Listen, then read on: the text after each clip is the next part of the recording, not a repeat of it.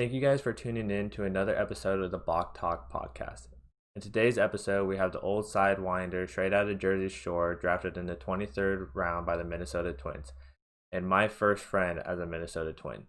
I'd like to present to you Jared Finkel. You guys can follow him on Instagram at Jared_Finkel. I hope you guys enjoy. The first thing that I want to start with is you kind of explaining who you are today. Just go now. Yeah, go for it. Who I am today. I'm someone who's trying to figure out my next steps in my life. Obviously, up until a couple years ago, I dedicated the majority of my free time and set all my goals towards becoming a professional baseball player. And unfortunately, that came to a halt. So now I'm kind of trying to figuring out what my next steps are. I recently graduated. I'm starting to work full time, kind of getting my my feet wet and seeing what I want to do moving forward. I know I love sports. I know I'm a hard worker, and I'm a family man. I got a girlfriend of 2+ years. I got two brothers. Family is always first to me. I love cooking. That's probably my first passion and hobby. I think I'm a pretty regular dude, and I like cartoons. I like sports. I like hanging out with my boys. That's about it. Do it for the boys. Yeah. There's a lot I don't know about you, in the grand scheme of things. I only got the chance to know you for about a year and a half, 2 years, Yeah. and it was one of those things that we kind of just clicked as friends. We had the same type of sense of humor, a lot of banter towards each other. All we were doing is talking shit to each other, talking shit to other people. There's a lot of good fun, but there's this whole person that I feel like I don't know. I don't really know your backstory, and I feel like out of all the people that I've encountered, you were one of the first people that I wanted to do this with, because I feel like you were in the same kind of shoes as me, as kind of flying under the radar, and then kind of turning your whole baseball career around within almost a year, really, to get you on the map. But besides that, I want to know who you were before I met you. And I want you to kind of share your first impression of meeting me as well. And I'm going to share mine with you. All right. Yeah, that's cool. That's cool. So I'll go first. Okay. I'm not gonna lie. You kind of came in. You do have a lot of confidence, and I'm someone that looks down a lot and talking to people, or when I'm kind of just walking around. And right when I meet you, you're kind of chest out, letting everybody know you're in the house kind of guy. But you usually I would think, okay, this guy's a tool. Wow. Usually that's what I think. But I knew you had grit when you stepped onto the field for stretch the first day, and you were rocking the grittiest cleats Oh, yeah, those in are my the high school cleats. in the most ratchet glove. And I was like, okay, I know this guy's got to have some skill if he's here rocking those. And next thing you know, I'm watching you play catch in your side armor. So that was my first impression of you. Nice, man. That's good stuff. So, do you want me to talk about who I was before I met you, and then talk about me meeting you? Either way, whatever you want to start with. Okay. I mean, before I met you, I'm from the suburbs of New Jersey, about 20 minutes outside New York City. Small family, um, pretty conservative family, middle class, maybe upper middle class. Sports are always super important to me. Family is always super important to me.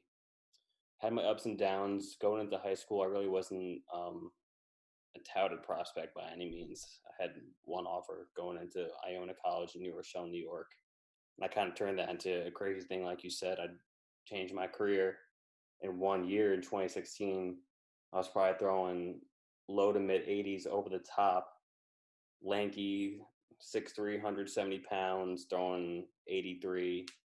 And then I wasn't playing much at all. And I was like, I got to do something if I'm going to just not ride pine and maybe get a midweek opportunity in a blowout game. So I started playing catch, sidearm, kind of really works. I worked super hard in the weight room, man. I was doing everything I could to put on muscle, gain velocity. I ended up going into winter break my sophomore year, 185 pounds, topping out 87. Came back that spring, 200 pounds, starting to touch 90. And then that's was like, holy shit, something's happening here. And at this point, I was also simultaneously switching my arm slot a little bit lower. And as I got more lower and lower, I ended up actually bumping my velocity up. My sophomore year in school, I was terrible. They didn't know what to do with me. I was at a crappy program. I love Iona. No offense to Iona, but man, I mean, I think they know. Oh man, what happened here? Am I still here? Yeah, you're good. It just bugged out on my screen. Dang. All right, we're good. Yeah, but I did terrible. They're like, should we make this kid a starter? Like, he's one of maybe 2 or 3 kids on the team that can touch upper 80s, 90s. So, like okay, this guy's going to pitch a lot clearly. But I was terrible. I had like an 8 ERA to the point where I was barely even pitching on the weekends towards the end of the year. I was so frustrated. But I had the stuff. I knew I had the talent. I knew I had the work ethic. And I guess it's corny, but I guess you have to trust the process. Went to go play summer ball in the Hamptons League. Continued to be a starter. Started touching low 90s, hit 93, 94 a couple of times. Everyone's like, who is this kid? He was on sidearm 93, 94. Like, I don't even know what's going on. Then I kind of get under the right. A couple scouts see me, nothing big. Then going into my junior year, I was lights out. They made me a closer. I set a bunch of school records. Was all conference. Was sitting 90 to 93, funky arm slot. Not a good conference. I had a zero ERA in conference, and the Twins ended up taking me in the 23rd round, which is crazy considering the year before I was scratching to even be like contributing on a weekend to one of the best pitchers in our conference. So that was a crazy route for sure. I think a lot of my teammates in the Twins knew that was a pretty crazy story. Like, what's this kid from Iona College doing here? Yeah. But now entering Fort Myers, meeting you for the first time, absorbing that whole atmosphere. As you said, I might have come off confident, but I'm actually a pretty introverted guy unless I'm comfortable with you. I'm definitely not the first person to reach out first.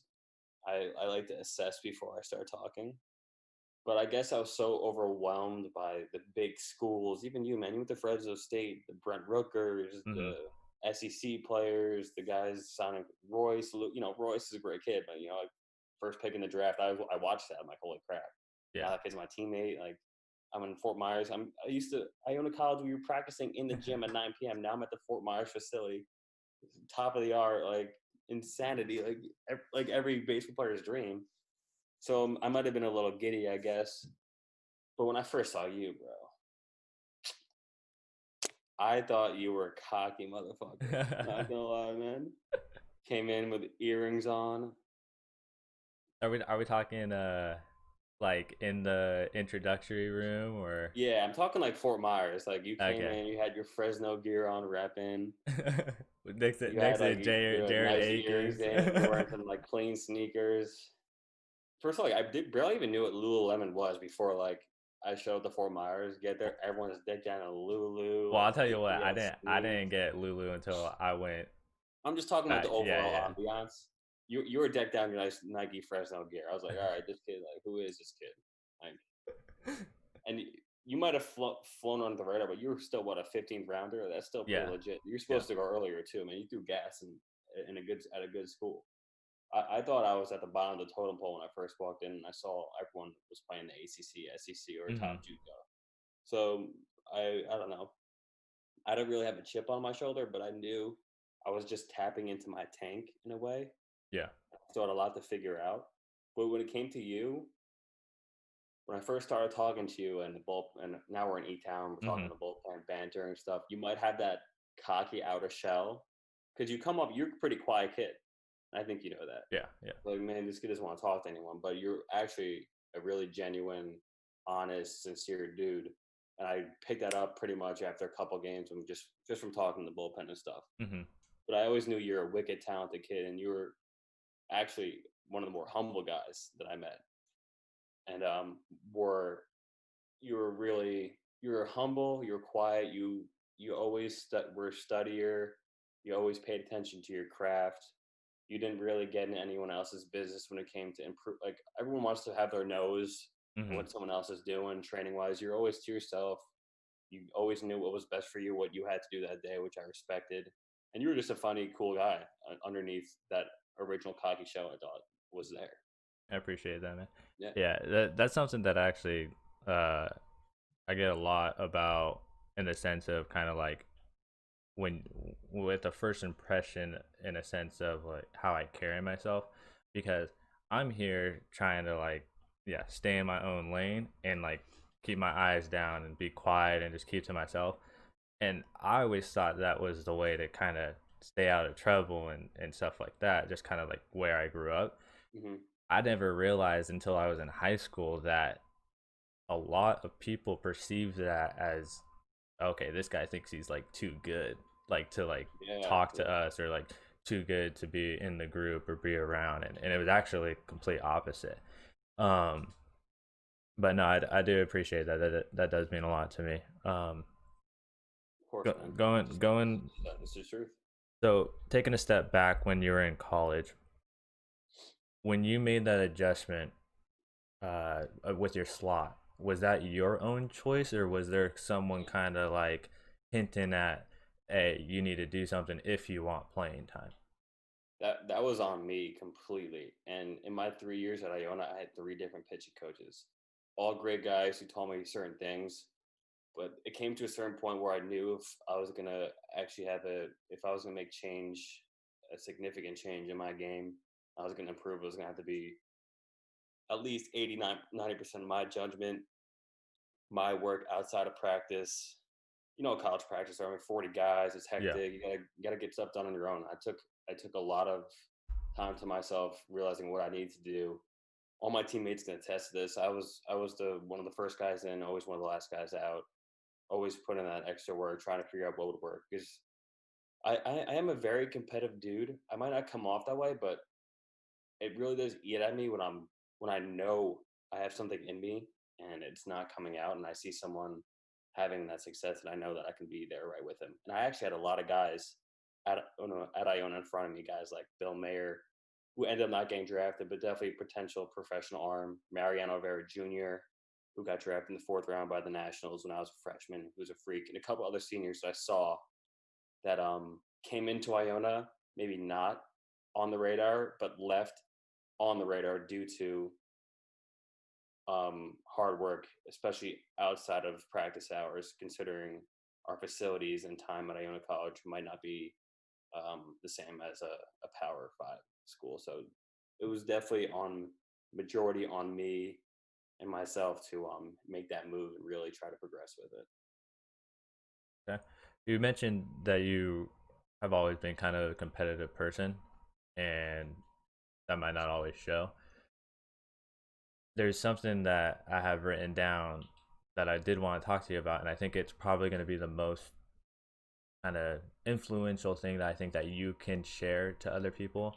And whenever we would have a coaching meeting, they would just randomly be like, "Yo, Ricky, you got anything to say?" Like right at the end, right before stretch. And every single time they went to you. Yeah, like you were joking, but you were serious the first time you did it. But then you would just say it every single time, and all you would say is just compete, man. Just compete. Yeah, Louis would always say that to me. Yeah, yeah.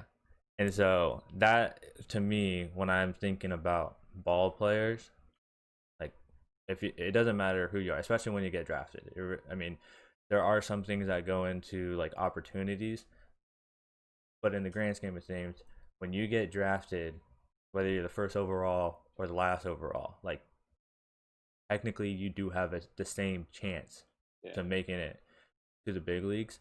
And I always respect people. I don't care what your past is. I always respect people that compete in the game. And so I want to know, is that something that you had to learn to do, or is that something that you think that you're kind of born, like you were just born with that mentality, like ever since you were a kid, versus, or is that something that you picked up in college? For me, I always played baseball as a legit game. That's how I always saw it. And the competitive nature didn't really come out of me until I realized that I was going to be a pitcher. Like that's where I saw my career being. You know, playing shortstop or playing or hitting or playing the outfield catching.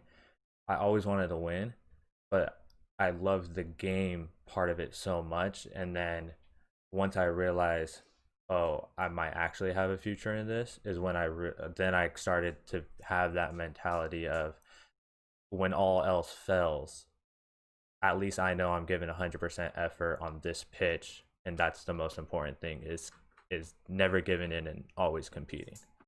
Yeah, man, I get the chills talking. I miss pitching a lot, man. I get the chills talking about like you're just grabbing the ball. But when it comes to being competitive, and like people always say it from this area, North Jersey, New York City, very condensed, very competitive. Hmm. Everyone's always on top of each other, and usually the cream rises to the top around here, and that's true, man. There's a ton of talent that comes out of here, my area, especially in baseball. A lot of good arms. Typically, you always get a ton of guys who commit to big colleges down south. But I would say the competitive nature came into me probably my junior year of high school. I also played football in high school, and my high school football coach is probably one of probably the greatest, probably the greatest single-handed coach I've had in my sports career. This dude squeezed every single ounce of anything that Hmm. he had in a particular player. I've never seen someone the way he led, motivated us. It was insane. And he always taught us that the guy who's more invested will always win in the end. Meaning the guy who's putting more hours in, who's in the weight room early, who's the last person to leave, whoever's more invested's got more to lose, and whoever has more to lose is going to go in there with their hair firing. And that was taught to me by him. His name's Nunzio Campanile. He's high up coaching Rutgers football right now in the Big Ten. He's Nice. legit. Yeah, that is when the competitive fire really grew into me because our football program was awesome to the point where my junior year we were second in the country. We beat Bishop Gorman out in Vegas. We flew out there and beat them. We were legit, and there were guys way more talented than me on our program. Guys who had NFL opportunities. Guys who are still in the NFL now that I played with. And if I was going to play, I had to be above and beyond, physically, mentally, all type of phases. I had to know the playbook inside and out. I couldn't make mistakes. I had to be the most prepared guy because my athleticism would not be able to make up for any type of mental error that someone Hmm. else on my team could have. So that's when I really started taking pride in my work ethic and trying to beat out other people for opportunities. Baseball, I was always a tad less competitive though. Maybe because I knew I was going to be one of the starting pitchers, and our baseball program was like so and whatnot. But I'd say once I started to see guys around my talent level, maybe a little bit over committing to really great colleges Hmm. that I really wanted to go to and play baseball. I knew baseball was always my future, not football. But that's when it started to irk me a little bit, and I was getting frustrated. That's when it kind of kicked me in the butt a little bit. Not that I wasn't working hard before, but I knew something was missing. There was a reason I only got one offer. I mean, I had chances to walk on at some schools, but I didn't get a good offer. So going into Iona, I did have a bit of a chip on my shoulder, especially my region of high school is so compact. You know where everyone's going, Hmm. and everyone knows that Jared only got an Iona college offer. He's not that good. He might not even pitch there. Yeah. Blah blah blah. So right off the bat, going into college, my hair was firing, which led to me super frustrated. I wasn't pitching right away, which led to me being frustrated. I wasn't throwing hard, which ultimately led to my decision to I gotta switch. I gotta go sidearm. I gotta do something because clearly what I'm doing, I'm not tapping anything that's inside of me right now. Hmm. So, and since since my sophomore year of high school, I always wrote compete in my hat. You know, baseball players always write Yeah. something in their brim. The only thing I wrote in my rim was just compete. That's all I wrote. So every time I took my hat off and every time I had to take a deep breath, I knew at the end of the day, I mean, you gotta have some talent, especially in the pros. Like you said, once you're drafted, you're on the same team, no matter where you're from. But at the end of the day, you got to compete. And I always took that to heart, that no matter what I have right now, no matter what I did before or what's going to happen later on, right now, Yeah. I got to compete. Yeah. And that definitely helped me, especially my rookie ball year. My first couple outings were shaky, but the ability just to know how to compete, that was driven into me since I was probably 15 years old. Definitely helped me a lot, and definitely kind of helped me um, blur out the hype, the big colleges and this and that. And we're all in the same field now, and the ability to compete really kind of helped me for Yeah. sure. Yeah, going into college for me, it was the same thing. Kind of unrecruited, um, got picked up last second, went to Fresno. I remember you Uh, telling me you were playing like men's leagues, huh? or something. Didn't you say you were playing like high school men's leagues and stuff like that? You really were in a summer ball, dude, or was that just my No, imagination? no, that's your imagination. I was the most baseball player you'll ever meet. Uh, You'll if you want, like, watch the other episode I'm gonna be putting up with my buddy Devin. His dad and my dad coached our tournament ball team, but we took that team, we played year round, and then when we went to high school we played year round, and then played the high school season straight into like our tournament ball throughout summer, fall, gotcha. winter. um I'm but gonna step in quickly. Like I never did that, which is also part of the reason why I think I didn't develop the leg because I football was like almost more of my year round career like commitment. mhm, We started football practice in June, and the season would go to January. And high school baseball season for me at least was yeah, like April 1 to like maybe middle of June. And I didn't play AAU like travel baseball until my junior year summer. I did a couple tournaments just to get my name out there because I was balancing football practice and those tournaments when my bad. Continue. no, that's a great example, because I didn't realize until pro ball how, I don't even know how to phrase this, but like the amount of baseball that isn't played by a majority of players. So even I got the opportunity to coach at a private high school that's in the same, they're Santa Margarita High School, same Mm-hmm. conference that Royce was in. Oh, okay. And they they don't they play like one tournament, like the high school team, like because they're not supposed to be like with the high school, so it's like a different kind of program, but it's like all the same players, or a majority of Yeah. the players. They told me they play like 3 tournaments in 3 months, and I was playing like 7, 8. Like I was playing like almost every single weekend, with unless it got rained out. Mm-hmm. And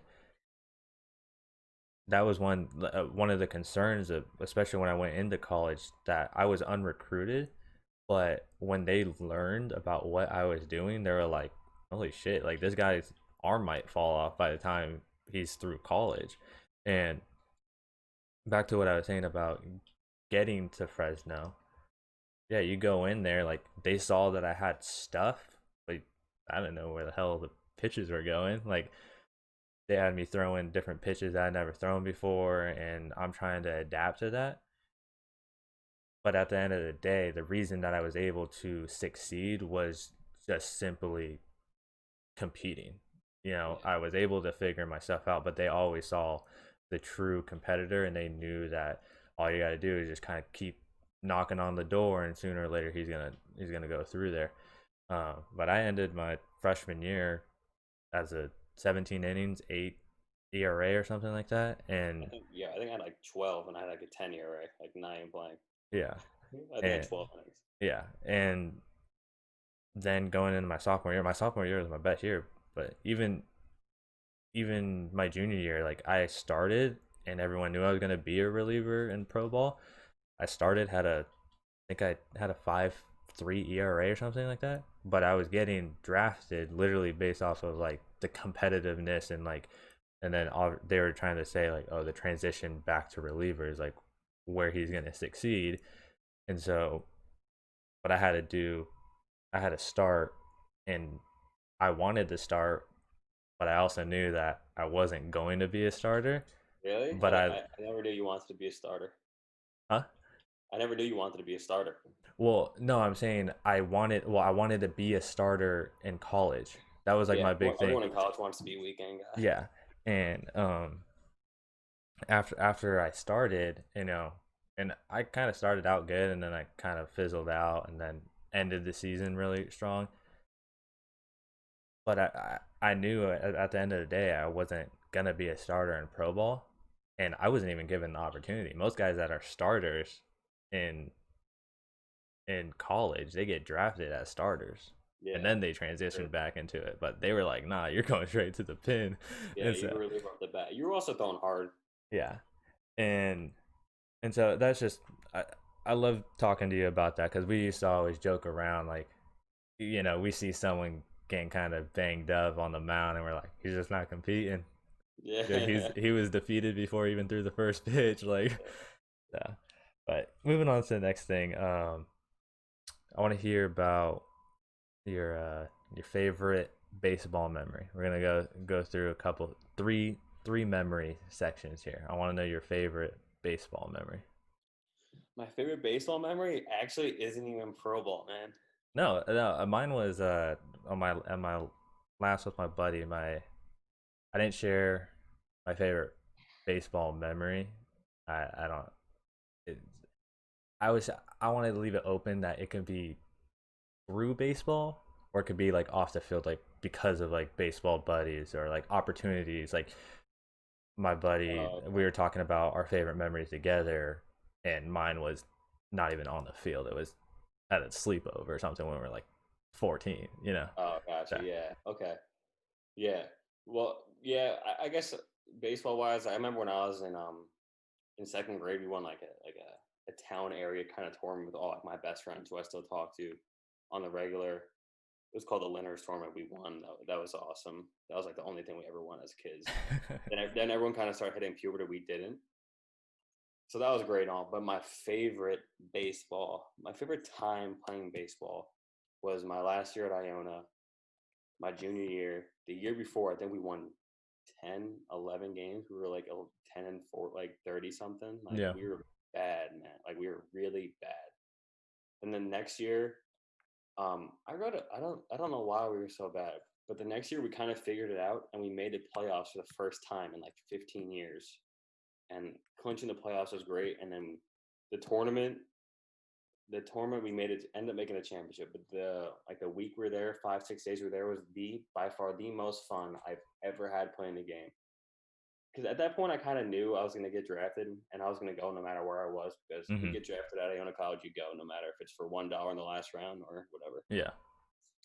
So I kind of knew this was kind of the end for me, and we ended up making the championship. We actually had to play the championship after the semifinal game. It was a doubleheader because two days before, like the whole day got washed, and we had to make it because like the cutoff of the regionals and whatnot. Yeah. So after we won the semifinals, I um I closed the semifinal game, 3 innings. That was like my sixth inning within like 3 days. I was tapped. Like I was pitching every day. At that point, we only had freshmen left, and we lost like 3-0. But like the fact that we even made it that far, like from the year before, was the most miserable year playing baseball, to like the happiest time of all time, like playing in that tournament, like making the playoffs.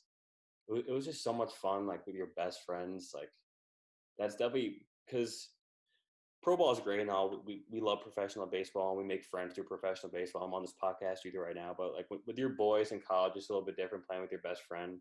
There's less of a internal conflict and internal competition. Yeah. You really want the best for everyone. The fact that we won 9 games before and then we're the conference championship the next year, it was so absurd. Like to the point like we were so loose, having so much fun that like some teams like break it down like 3 2 1 on three, whatever you break, Yeah. like get like your mascot. We were having so much fun that this is the first time we were staying in like a super nice hotel, and the hotel had an omelet station in the hotel. We were literally breaking down huddles like 3 2 1, like play for the omelet station. Like we were literally like play for the omelet station. We don't want to leave. We want to keep staying in this nice hotel, having fun in the playoffs. Like man, I'll never forget that week. It was just so much fun. It was really it was really just great. I'll never forget that. It was awesome. Nice.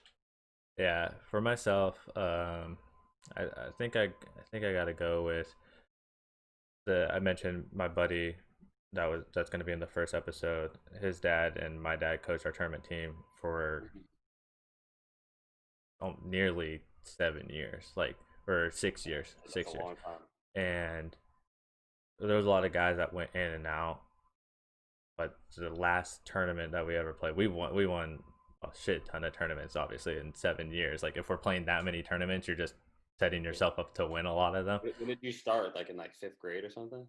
Oh, I started playing tournament ball when I was 8, but that team started when I was 11, Yeah. and the core team, they split into two, but the core team stayed together for 5 years That's after. were they boys from your town or was it like in the area? In the area because I moved around a lot. Hmm. But the core that stayed together were all within a 30-mile radius of each Nice. other, I would say. Um, I was actually the one that lived the farthest away because I moved so much, and so when we finally moved, when I moved back with my dad when I was 14, we stayed in the same house. All the way, he still lives there, Hmm. and so I was about 45 minutes away from everybody. It's a bomb. But the last tournament we played, I started the championship game, and I don't think I threw a shutout. I think I probably gave up a run or two, but we were winning. We were winning like 7-2 or something like. And my dad, this was right after Mariano Rivera. They sent out uh, Andy Pettit to go get Mariano Rivera in his last game, Yeah. and And the Jeter Jeter, too. Yeah. yeah. I'm a Yankee fan, I know. So he pulled me out with 2 outs in the bottom of the sixth. So I had 1 out left for the CZ, and he pulled me out, and they have it all on video because it was like the last tournament. It was kind of a reunion tournament because in tournament ball you kind of shuffle players a lot. So it was kind of Yeah. a Okay. reunion tournament. The lineup was 1, 2, 3. My buddy was catching. I was pitching. Or sorry, I was pitching. My buddy was catching, and our first baseman. We were the only 3 players. So in that position, we were batting 1, 2, 3 and playing positions 1, 2, 3, and we were the only 3 players to play the first game and the last game of that team. Dang. And so that was probably like my greatest baseball moment, That's sick. just because Yeah. it's so sentimental. Like you were saying, it's more of like a sentimental run with your boys. Um, After that, I'd probably say either. Actually, it might be the last time I pitched either at Fresno in the first game. We came out of losers bracket. I pitched the first game of the championship in the conference tournament that we won, or the very last game that I threw with Cedar Rapids. But yeah, the last game of last season that I threw in playoffs was probably the best game I've thrown in professional ball so far. And so that was a lot of fun. And the reason that was a lot of fun for me was because it was all about, literally, it was all competing. Because you know how it goes. Like as much as it sucks, everyone wants to go home. I Yeah. mean, during playoffs, like everyone wants to go home, and there's a handful of guys in the clubhouse, me included, in that group that are like, what else am I supposed to do when I get home? So it's like I just want to keep playing as long as I can. And so I felt like that last game that I threw was like just for me. Like that was like, cuz I felt like nobody even cared whether I did good or not. At least like in the clubhouse, from a clubhouse viewpoint. And so that game, I felt like after I threw that game and after I finished and after I like sat down in the clubhouse kind of like by myself, I felt like that I think that might have been like the most emotional internal game that I've thrown for myself. So But dude, there's so many. I know you can think of Yeah, dude, hundreds. Yeah. I can't even put my finger on like they're like it's so hard to describe that rush you get after like a good outing, whether it's like a save or it's like an emergency situation or it's or like I find myself the most emotional games is like an outing after a bad outing hmm where like where you're so locked in either bad or good to the point where like you don't know if you're too focused and you're too tense. Yeah. You know exactly what I'm talking about. Like hmm you do not want to have two bad outings in a row, especially in pro ball. Yeah. That's awful. And I mean, and it might not be awful, it might not kill your full season, 150 something games, but in your head, like your month, like will be fried if you have two bad outings for sure. Yeah. So like, there's so many the emotions you have on the mound and then leaving the mound after something good that happens. Like, there's really no better feeling in the world putting your head on the pillow at night, knowing those days leading up from like a bad outing or your previous outing to the next, knowing all what you thought about all the preparation, all the side work you've done with your coaches and whatnot to hmm like to put together a good outing. Like there's really like no like words to describe how awesome that feels. Like it is. You're a pitcher, so it's selfish. Like you did well. Yeah. Like, there's really it's just such a great feeling. Yeah. Um, I want you to. So unintentionally, I just shared like my favorite Twins, and that was kind of what I want. The second memory that I wanted you to share is what was your favorite Twins memory when you were playing? Favorite wins memory. And same thing, it could be on the field, in the clubhouse, whatever it may Um, be. I guess I'm gonna share two memories that I always look back and like would love to go back to that time.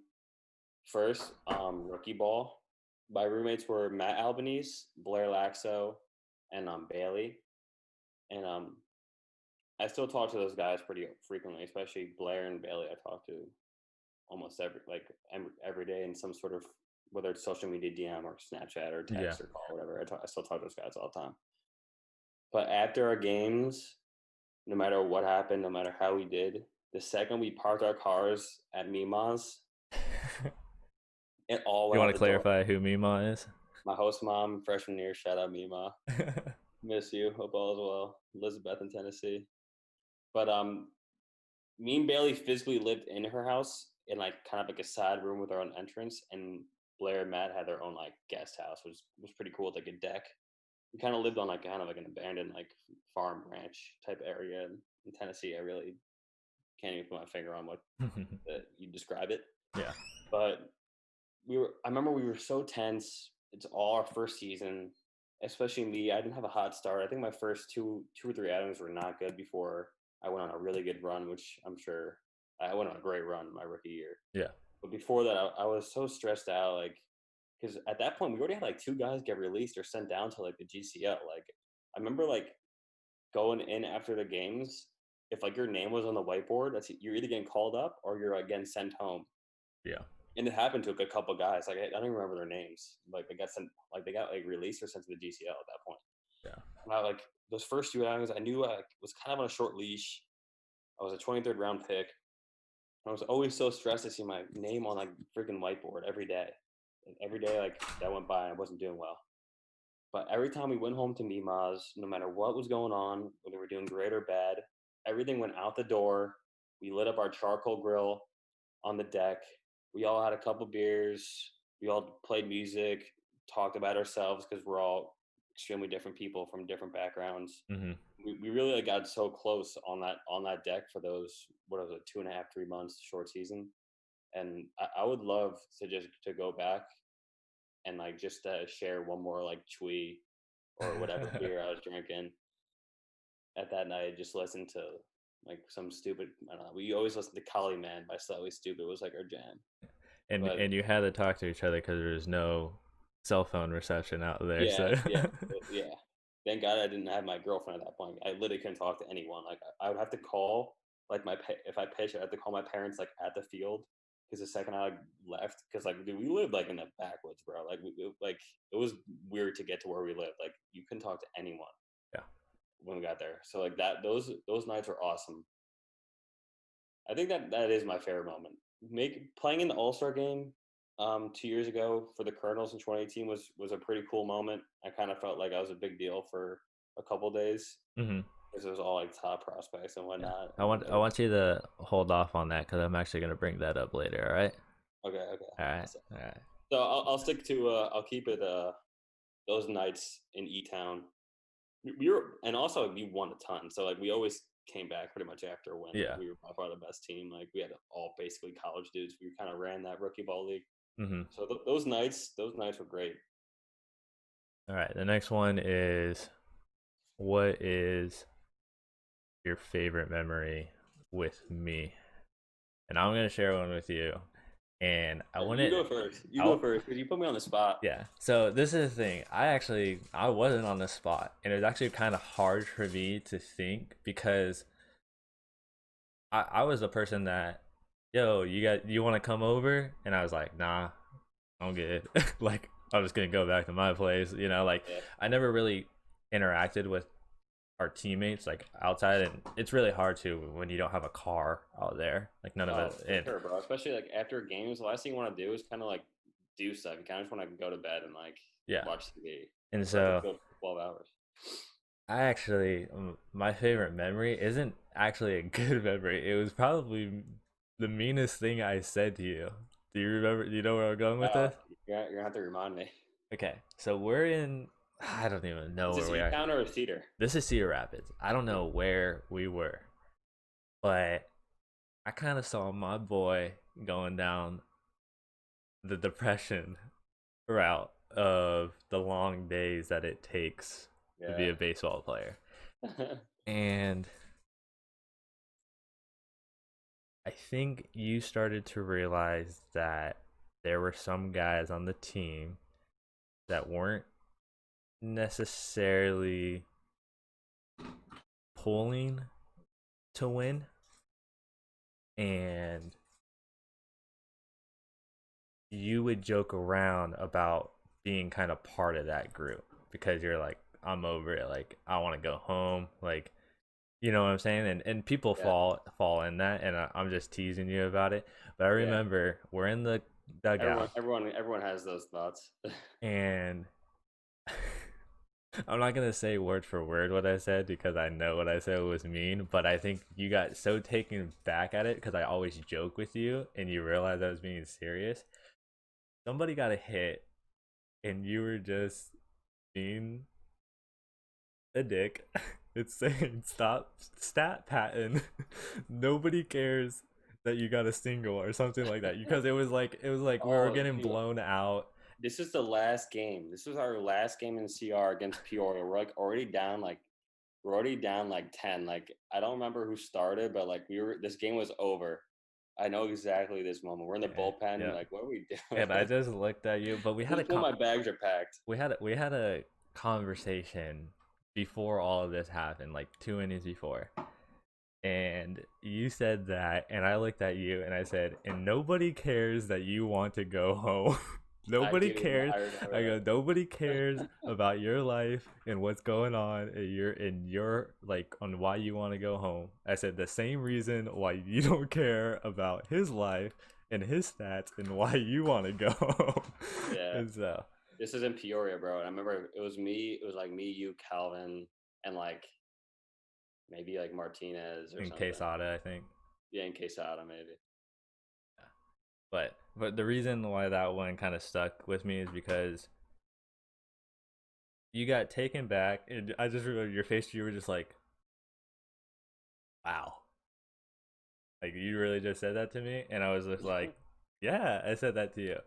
And I kind of feel like that kind of cemented because the next season we would like just or like throughout that whole season, like leading up to that, we were just bantering each other, like friendly banter, Hmm. and that was more of a jab. But you don't say things like that unless you're like really looking out for the person's best interest. And I felt like to you and to me that kind of was like solidifying like, okay, like we're boys. like Yeah. you're not gonna say that just to some random guy, you know what I mean? Mm. And so that's why it kind of stuck out with me. Yeah. Yeah, it's funny you mentioned that, man. Like looking back, like if I were to put myself in that body, like I would probably still want to go home at that point because the game was already over. But like I would do anything to be able to keep playing. Like Yeah. I'm sure we're gonna get into that later on. Yeah. Yeah. But looking back, I wish like all those dumb sarcastic remarks I said, like definitely like I probably would still say them, but like Yeah. because like we're bantering. But definitely wish I could definitely wish I did have the opportunity to keep playing, but we'll get into that. We'll get into that. Yeah. But my favorite moment with you, or a moment that stood out, I don't have like a particular like moment with you that stood out to me. I just always I always just enjoyed just like talking to you because me and you always found a way to me and you were always like super when it came to game time, like in the game, me and you were both always super narrow and super competitive and baseball, you need to be the best, we need to blah blah blah. But like for some reason, like I felt like we always like were able to talk in a relaxing manner and like to calm our nerves and other things outside of baseball, whether it was video games, whether it was like we were talking about Avatar, or, like whether we were talking about like stupid ideas or stupid stories that we Yeah. have. Like we always had like same type of like outside of baseball vibe, sense of humor, where like we were always able to talk like just saying whiff or like something stupid like that. Yeah. Like if I was having a stressful day or like I had a bad game before, if I saw your like dumb smirk and you said like whiff or something like that, it would be completely erased Yeah. in my head yesterday, and I'd be on to my next day already. Just Yeah. because, just that's how pro ball goes, man. You gotta be, you gotta let go of some bad outings and Yeah. having a good friendship like me and you, stuff like just the little things like that definitely like kept me more even keeled throughout the season. And just so like people have a general idea or like a more general idea of how our friendships would be. Like I said, I don't make a lot of friends. Like I don't go out of my way. I kind of same as you feel your way before you kind of like actually have conversations with people. Jared told me that if I flew out to New York City, which is how far from your house? We can take an Uber right now and get to Midtown in like 25-20 minutes. Jared told me after baseball that we would not be friends and that if I went to New York City, you would not drive out to me to go hang out with me. That's the kind of friendship Jared and I have. You don't say Oh that man, and mean I wish you it. would come out for real though. That'd be sick. So, next thing we kind of went into, if you want to touch on anything else, we talked about competing, and I felt like that was kind of probably the biggest life lesson that I can take, like for myself, and I felt like it was very comparable to you. But are there any other life lessons that you have learned from baseball, or that baseball has like Oh taught you? yeah, dude. We can make a whole separate podcast off life lessons Well, baseball's taught me. just do the top one, like outside of competing. Outside of competing, man, it's so corny, but like like um, hmm, it's more of a phrase. Just professional baseball, low low gotta say even keeled, like no high no low valleys, no high peaks. You know Yeah, what I'm saying? The amount of times I've seen someone or myself have two great outings and then not be able to even hit up someone in the chest playing catch because I just lost a feeling on my two seam or something. Like the ability to stay even keeled, the ability to go into each day the same, to be able to go in there, put your head down, and do what you have to do each day. Show up on time, do the things you can control. Show up on time, put the work in, put the energy in, get your arm care in, do what you got to do each day, and results will eventually come. And you can't be too micro goal oriented. It's got to be more macro, especially in a long season. You gotta really just, or vice versa, actually make it more micro than macro. You got to take the yeah, little victories as in I did good in the 1-1 counts today, or I did good with my changeup today. I might have put up 2 runs today, but I threw all my changeups for strikes today, which is like an awesome thing for me, especially in like single A, high A, and stuff like that. Like stats are great and all, but you really got to develop yourself, and that comes with just taking each day at a time and really working on one certain thing. Whether it's a week by week case, maybe this week I'm gonna work on changeups. Next week I'm gonna work on my change of fastball mix, and I can take and like Louis and Louis and Bayo were great with that for me. They were awesome with the whole day by day. Especially Bayo would, to the point where Bayo would like get down for me, and he'd like just rip fastball and slider at my chest as hard as you can, for like 20 pitches after catch. Like he would just do that. I'd be like, And then he dude, would drop down and throw better sliders sidearm than dude, he threw anyone ever. big. Like he has the biggest hands and longest arms. You just wrap it around. He was. You can tell he definitely had a crazy mix. Yeah. So next thing you kind of touched on, like if you can go back to kind of like your banter jokes, but like to play again. But so if you want to stay with that, that's fine. But the next question I have is, would like do you have any regrets? Just simply baseball terms. Like, do you have any regrets? Because I'm the type of person there. I'm like, even if I fuck up, I'm like, I just can't regret that. Like I don't want to carry that with me. Mm-hmm. But you could even just kind of build off of like what you'd mentioned before, or if you simply don't have any regrets. Like I'm the type of person, especially as of lately, I don't have any regrets in terms of baseball. Yeah, honestly, dude, I have no regrets. I really gave it everything I had. Like to start from ground zero, bro. I turned one scholarship into 2 years in professional baseball, Yeah. and my career ended and so abruptly in such a way that I didn't think it was going to happen, and it really destroyed me. I remember that day I got released. I don't know if this is another topic or this is right now. We're going to talk about it. No, it's fine. No, Yeah, yeah, we can talk about it right now. yeah. I mean, 2018, like I might not have been our best reliever, but I mean, I was an all-star. I had solid numbers for 6 months. Mm-hmm. And going into the offseason, I'm like, all right, I'm definitely a shoe-in for Fort Myers. Like, I was just here a full year, was an all-star, like, in 22. Like, they're not going to bring me back here.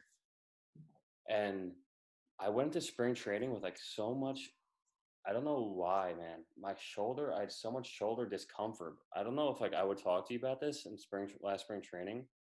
I was going into Davie, like, an hour before practice, and Davey was essentially like I was in so much pain. I Mm-hmm. couldn't. I was throwing like 87 as max effort in our games. Like I would always ask the Vila guy after games. I was really throwing like 85 to 87 with my fastball.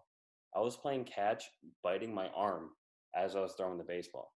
I don't know if that is why I got released because I was not myself at all during spring training. But I remember when I got my name called into Jay-Z's office, man, I was in like absolute shell shock. I thought I like at least earned the right to like maybe explain myself in like rehab or something. Like, Yeah. and I think it came to a shock to a lot of people. Like people thought I was kidding when I was like tearing up, clearing out my locker, considering like rookie ball, I was outside of Giovanni. Like, no offense to you, I was probably our best reliever No, rookie year. you were. I was gonna bring this up. So just so people have an idea, your year in rookie ball, you had a 2.18 ERA, which I believe was the third best on the team, including starters. Yeah, something like that. Giovanni had the best. Giovanni had like a point He had zero. the Like, greatest season of any. I don't want to talk about Giovanni right yeah, now. He had the that doesn't greatest even season. count. Yeah, he's going to be a big leaguer. That doesn't. Yeah, Can't. long And he's story short. left-handed. Yeah. Okay. Anyways. Okay. Your season in CR in 33 games, you had a 3.39 ERA, and you made the All Star. And I don't have your All Star splits, but you damn near had like a 1.2 ERA before the All Star break. Yeah, no. That's why I was. I don't know what it was, man. I was like, I don't know who's gonna see this clip, like, but I was like, dude, I was like in shell shock in the meeting room with Jay Z, man. Like they kept talking about the analytics, and obviously I'm not a traditional Yeah. reliever, and we do have a couple other sidearm guys ahead of me in our system. And that could be a main reason why that they didn't want, and that they rather have a roster spot for a high carry, high spin breaking ball dude in the bullpen because that's just the way the game's going. And Mm-hmm. like for sure, but like I really thought I earned like at least like a warning saying like, hey, like we need to do this or like you're gonna get released. I knew I wasn't myself. I knew I had a lot of arm discomfort in spring training where I couldn't the coaches, I told Willard that multiple times. Davey knew I was hanging from day one for some, I don't know why, man. It was really frustrating off season and spring training for me. But like I knew when I was healthy, I was basically just as good as an option as like anyone outside of maybe a few dudes. Yeah. I thought I at least deserved the chance to break with high A and at least like stick around. So like when that happened, man, it was I like I had such a great time playing professional baseball, but I definitely thought I had at least a couple more years. I thought like double A's were in my sights if I really got myself healthy and Mm-hmm. really got myself like I feel like I was just tapping into like like that rookie ball year was like my second year even being like sidearm. Like, you know, like I was really I thought I had a long career ahead of me. And then for some reason, I don't know if it was God, I don't know what it was. I remember my last spring training game in 2019. I was playing catch with Zach Neff. Um, and like we probably got to like 200 feet. We're not really long tossing, but we're getting our arm loose before the game, Mm-hmm. as a lot of relievers do. To the point I'm throwing it out to him, like I'm like 4 out-of-bills in. I'm like red hot out the ass. I'm like literally throwing it and like biting my arm so I don't like scream because it might not be in the fine print. It might not be spoken out loud, but let's be real. If a top 3 round pitcher has arm discomfort, he's freaking tossing his glove off, going to the trainer's room and saying, my arm hurts. I'm not pitching. Yeah. If I go and say, I'm not pitching, then that's a whole different ballgame. If a 23rd round kid who didn't get that much money in the draft is saying that, like, I was honestly afraid to not pitch. I was afraid to say, I need to shut down. Yeah. I thought that was going to be the end of my career. Little did I know, like a week after that, Victor called my name as I'm walking into the clubhouse, and I'm sitting in front of Jay-Z, and he's spewing a bunch of analytical stuff in my face saying, this is why like they're not keeping me anymore. And like it just happened like so fast. I remember when my name was called, like I don't remember walking into the office. I just like floated in. My heart sunk. Like it was really just it was so crappy, man. Yeah. I really thought I deserved to be treated a little bit better. I thought like I never even like messed up. Like I remember like one time I showed up to the ballpark late and it was a freak accident. We got a I 12 remember. o'clock I game on a remember Monday. that. I was on the I toilet remember this. just scrolling through Twitter at 9 a.m. I always wake up at 9. I can't like sleep then. And like the Twitter, I followed the Colonels and whatnot. And I was like, Colonels, like get your tickets for noon game today. I was like, drop my phone, noon game. I live 40 minutes from the ballpark. I was in Iowa City. I like grab my like, contacts, throw my glasses on, like don't even know what I brought. Did like 100 miles per hour the entire way, and was like, and like misstretched by like 20 minutes. And I think that's the only time I ever did anything like wrong Yeah. in like pro ball. I never went like I rarely went out. I was always like a homebody. I was always like mellow. Like I was never like by any means like a back talker or like a dude that would like show up a coach or something like that in any way or form unless like I don't like I can't even think of an instance where like I showed anyone up like Yeah.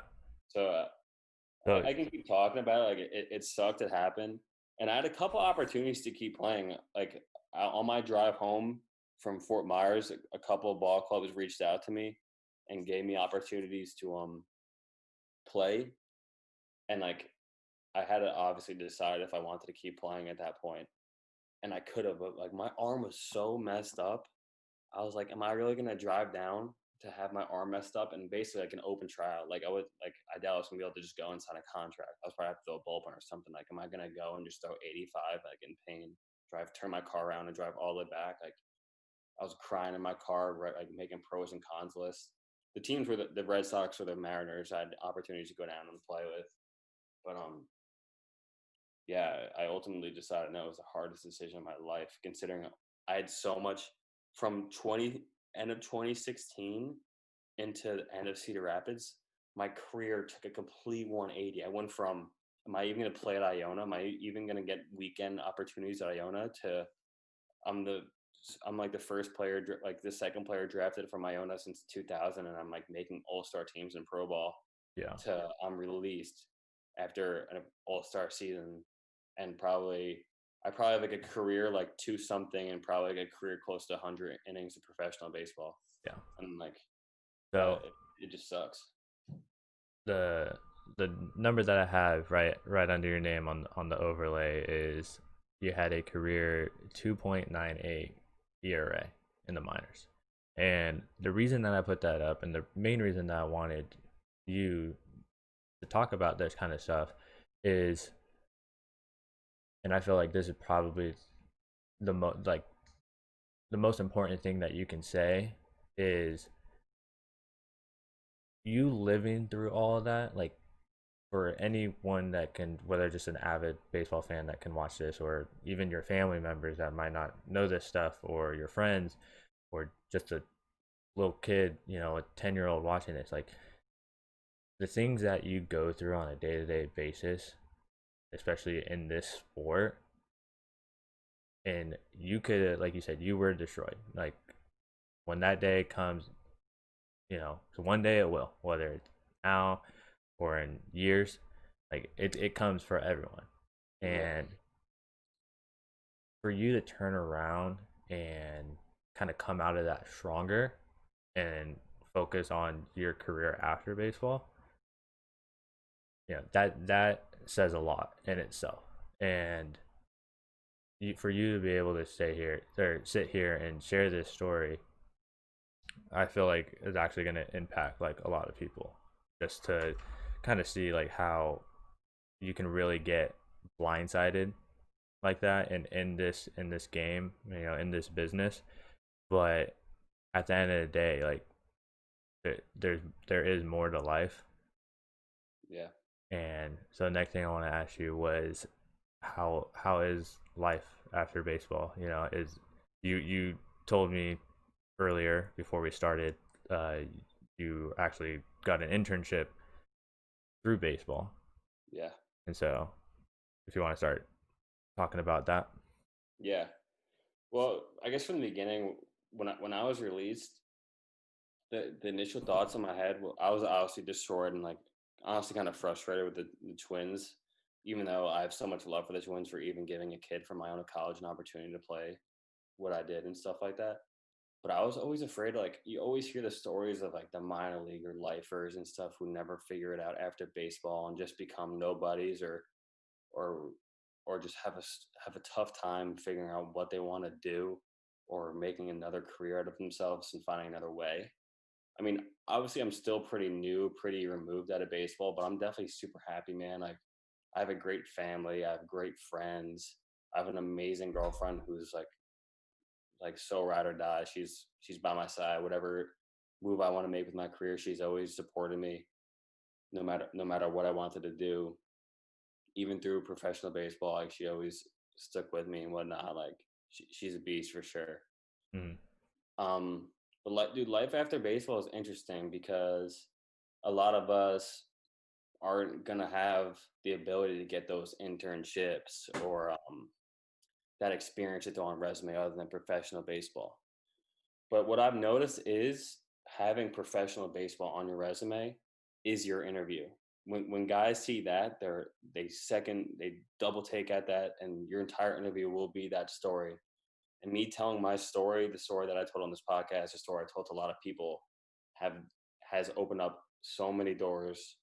And I'm, despite being so angry that I wasn't able to play as long as I wanted to play, it's definitely like benefited me so much, especially getting that internship for the Major League Baseball Players Union. The ability to transition from a former affiliated player to being on the business end of the union and trying to help players and help players have like a prosperous career and make money and stuff like that was definitely very interesting. And that's definitely I don't think I want to do the agency route, but I definitely want to stay in sports and business and some type of player representation on business ends, maybe marketing or whatnot. But I feel like I definitely have a great insight from professional sports. I have a great, not a great, but somewhat of a edge over other candidates as to how players want businesses run, how players want to make money, how to make money for players, how to expose players in the marketplace as best as possible, to form relationships with players, and stuff like that. My background is finance and accounting, college wise, but I definitely want to stay in sports and life after baseball. Definitely miss baseball all the time, but having professional baseball on your belt will definitely get you. Having a minor league season under your belt will definitely get you through the majority of what I've had to go through. It hasn't been too rocky so far, but definitely, I definitely have yet to experience anything as cutthroat as minor league baseball, as competitive, as cutthroat as anything can change in a whim. So, I mean, I've learned so much from this game, and although that whole release thing happened to me, it definitely made me stronger, and I'm definitely less phased by adversity. I was definitely pretty solid with adversity, but that definitely took me to a whole nother level. Yeah. That was a day I'll never forget. Clearing out my my locker in Fort Myers, probably the worst day of Yeah. my life so far, honestly. Yeah. It's so And crazy because 2 years ago, if you told me from me cleaning out my locker in Fort Myers, if someone told me as a freshman in college, hey, in in like 4.5, 5 years, you're gonna be cleaning out your locker in Fort Myers because you were playing professional baseball, I'd be like, what? Like, okay, like that sounds sick. I even get a chance to do that. that sounds sick. And then I went from that kid to holy crap, I've worked so hard. I've sacrificed so much. I've sacrificed so much fun, so many summers, so many like relationships, like not just talking like boy girlfriends and stuff like Yeah. that. I'm just talking But life, friends, even friends. family. Yeah, Yeah. the amount of nights and vacations and stuff I missed putting baseball first to getting that opportunity to being, hey, wait, I actually belong here. Like all this hard work actually paid off. Like I went from a scrawny kid throwing 80 to holy crap, I'm a pretty good reliever in the system right now. Mm-hmm. To crap, I just got released and I deserved more actually. I actually thought I deserved more. It was a really crazy start to finish, but I definitely gained just a lot of knowledge. I wouldn't Yeah. say wisdom because that's kind of like a weird word, but Yeah. definitely learned a ton over the from 2016 on. I've definitely learned a ton about myself and about what sports can teach you. Yeah. Well, I'm gonna try to wrap this up in the next 10 minutes. All right. Yeah, So for sure. I know that you are a complete open book, and I know that I'll probably have you on this again. Hopefully sooner than later. But I definitely know that you're a very bright person, and your knowledge around baseball and out of baseball is like really helpful and insightful. So I definitely think a lot of people will like this. So, but Thanks, man. let's try to lighten it up a little bit. All right. So we're gonna go to this next segment. The you're gonna it's called getting back picked. Ooh, good pickup, snap, throw back first. Got him. Souza too far off the bag. All right. So what happens when you get back picked? And I haven't been on the base path since I was like 15. So what happens when you get back picked? You're getting blindsided, right? Okay. Okay. So I'm gonna ask you some general questions, some kind of cheesy questions, and I got some personalized questions. All right. Yeah. Go for it. All right. So you went to Bergen Catholic High School, correct? Right. Okay. You're a wide receiver on the football team, and you played baseball. You're a starting pitcher with a 16-4 losing record, I believe, over the course of 2 years. I start high school baseball here is weird, man. Like we had a lot of pitchers. We don't play that many games. The weather's so crappy, but I started like playing varsity like middle of sophomore year. Okay. So I couldn't find they didn't record your stats, so I got this off of your college page for your high school stats, but I don't even remember them, so they weren't very special. It's Iona, right? That's how you pronounce it. Yeah. Okay. I believe this is all your senior or your junior year. You had a 1.41 ERA and 24 appearances. You had 11 saves 32 innings. And that year, you were the relief pitcher of the year, and you were drafted in 23rd round by the Twins.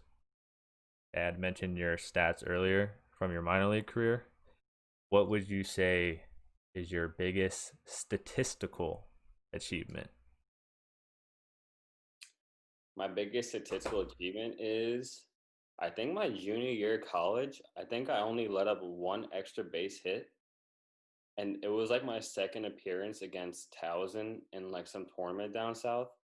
And it was because my left fielder, Joe DeMeo, instead of like just like playing the single in front of him and just throwing it in, like he dove for it, like he dove into and to his right, and it like rolled to the wall. It's a triple. I think that was the only extra base hit I've let up all year. Nice. I shared mine in the last episode, and I'm going to keep sharing it every time this comes out because this is my claim to fame, okay? I'm more proud of this than getting drafted. My senior year in high school, I had 11 outfield assists. That is nuts, dude. I feel like that's like a high number for like a full MLB season. Yeah, so that's my claim to fame. And then more impressively, 4 of them were throwing guys out at first base. Who's a better outfielder, you or Calvin? Oh, dude, Calvin, dude, I miss Calvin. He books it. I miss Calvin. He's got the burners, dude. He's got them. He's had the highest motor I've ever seen. Yeah, I think him over the course of the season, you give me one game and the same amount of chances, I'm gonna outperform. Yeah. But you give me a whole season and him a whole season, he's gonna have more energy in game 182. Yeah, dude. I remember it's like August and we're doing sprints with like Travis in the outfield, and like it's August, man. I got like shin splints. Like at this point, like we used to do sprints essentially every day. Like Calvin is still flying. Like I'm like, how are you still this fast and energetic? Like dancing, like how like. I don't know if the kid's got ADD or he's just that awesome, like, or he's just like that wired. Like he is definitely special. All right, so we're gonna have these next 2 questions kind of tie into each other. So the first one I want to know is what's your favorite video game of all time? Not right now.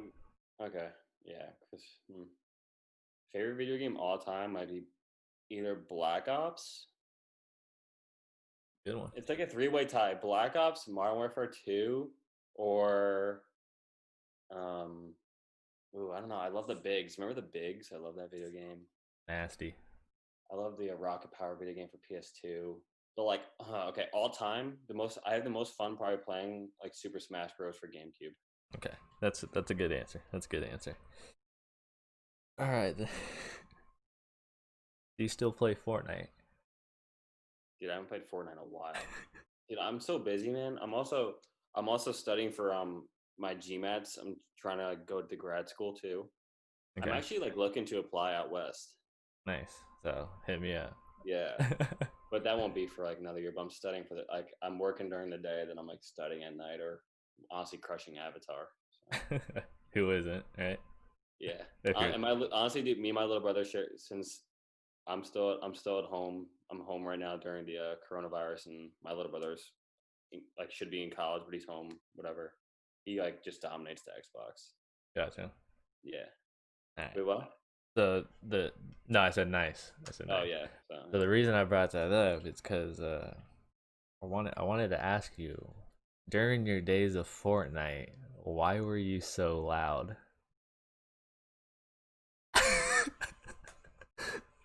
And I want you to share the backstory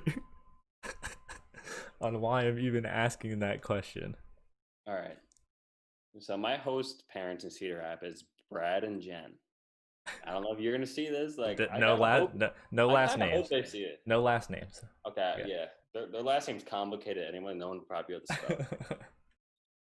But like, I was the greatest host kid anyone could ask for. I'm polite. I say thank you, please. I'm barely even in the house. When I'm in the house, I'm in the basement in my room. Like, I never go out late. Like, I never like, hey, I'm going out late. Like, I might be up. Like guys are bringing girls back. Like, you know the deal. Like, I'm doing absolutely nothing other than just like eating cereal, watching Netflix, or playing video games. Like, I'm out of everyone's hair. This is like, we got like 2 weeks left, maybe. Like, we're definitely in August at this point. Like, well, maybe like midway through August. My host family, I was living with Tyler Watson we had 2 bedrooms in the basement. Tyler got promoted, but then like 3 weeks later, he got sent back with us. Yeah. But in that time frame, my host dad brought in his buddy, like a 45-year-old dude, who's going through a tough time at home with his wife, who looked like he might have had a little bit of a drinking problem. Like, wasn't my business. But it was weird for me going from living with Tyler and having Tyler to my stepdad's like about to be divorced friend, like bumming in the basement with me. Like, that's who I was coming home to. And it was also kind of weird when my girlfriend come to visit and he was there too. Like, it was just a really weird situation for me. And I think my host said actually was like kind of getting sick of him being there. Like, it was supposed to be like a 2-week thing. He ended up being there for a while because when Tyler got brought back down, I was hoping maybe he would leave and Tyler take his spot. No. Tyler like ended up living somewhere else and he stayed. This dude ended up being my roommate for like 2 months. So now we're like, I figure like my host dad's gotta be like sick of this dude in his house. Like, I would be. Like, you know what I'm saying? Like, it's probably a weird situation for him too. I don't know if like he's on edge, but one night I'm just playing Fortnite. I don't know, it's probably like 10:30, like we get home late, but I've been playing Fortnite all summer. Like, I've been playing Fortnite since April 1, since I got there at the same time, doing the same thing every single day since I've been there. But this one night I'm playing Fortnite. Maybe I sniped someone long range. Maybe I got excited. Maybe I got shot from behind and I said, I'm down or something. Maybe my voice raised. I don't really know. But all I know is my door is banging loud. Bang, bang, bang. I'm like, is this like the guy I'm living with now? Like, is he in trouble? Like, does he need my help? It's my host that rips the door open. He's like, can you keep it down? I'm trying to sleep. I was appalled. I was like, am I really being that loud? Like, I've been playing for 5.5 months now at the same time every single night. Like, this is my life. Like, I played baseball all day, then like maybe watch some Netflix, maybe play some Fortnite. I've been doing the same thing every day. This dude comes down and scares the shit out of me. Like, when I come home, it's late. They're sleeping. He has 2 kids. Like, when I come home, there's usually no interaction unless it's a day game, which I don't know, maybe once a week, if like on a Sunday, and they're gonna be up, we'll eat dinner together. Like, it was weird because like 2 days before that, there was like a low grade like tornado or whatever, and like me and him were just chilling on the porch. Like, he had a nice porch. Like, he loves like craft beer. We're drinking like a cool IPA together. Like, I'd never seen this before. I'm from like New York, whatever. He's like, check this out. I was like, oh, it's great. We're just whatever banting on the deck. Like, me and him had no problems.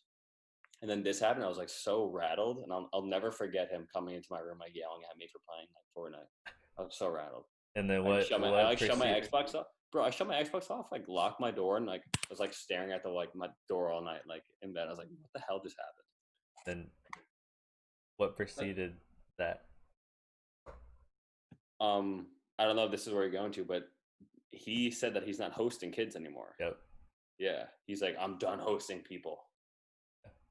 I was like, wow, like, what did I do to him? I was so confused. Like, bro, anyone who knows me knows, like, I'm not doing anything to bother anybody. Like, it was so weird, but also very funny. He was also very freaking creepy. Like, he was saying some weird shit to like me and my like girlfriend as well. Like, I'm not gonna get into that, but like maybe my girlfriend could be a special guest one day. But like, he was saying some creepy stuff to her. Okay. I don't think. Yeah, we won't get into that. But Okay. Point is, like, honestly, like, F that dude. Like, he like made it seem like I was like a shitty kid or something. Yeah. Thanks for sharing that, dude. That's funny. Yeah, all right, that's funny house story. So we mentioned your stats earlier. Okay, from your All-Star season. Okay.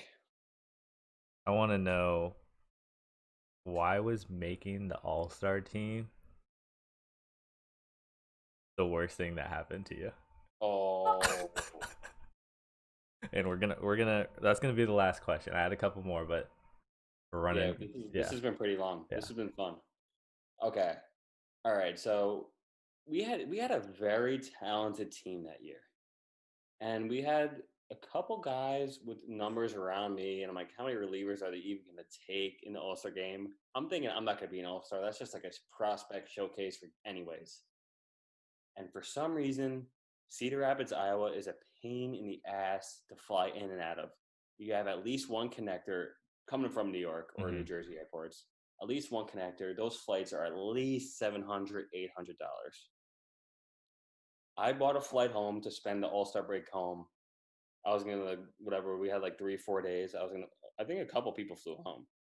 I wasn't the only person who was flying home for sure. A lot of people went home, right? Well, I wasn't there yet. I came right after that.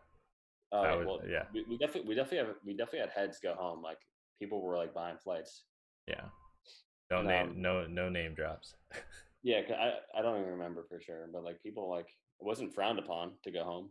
Oh, it wasn't? I thought it was just kind of like don't go home because what if your flight gets messed up or something?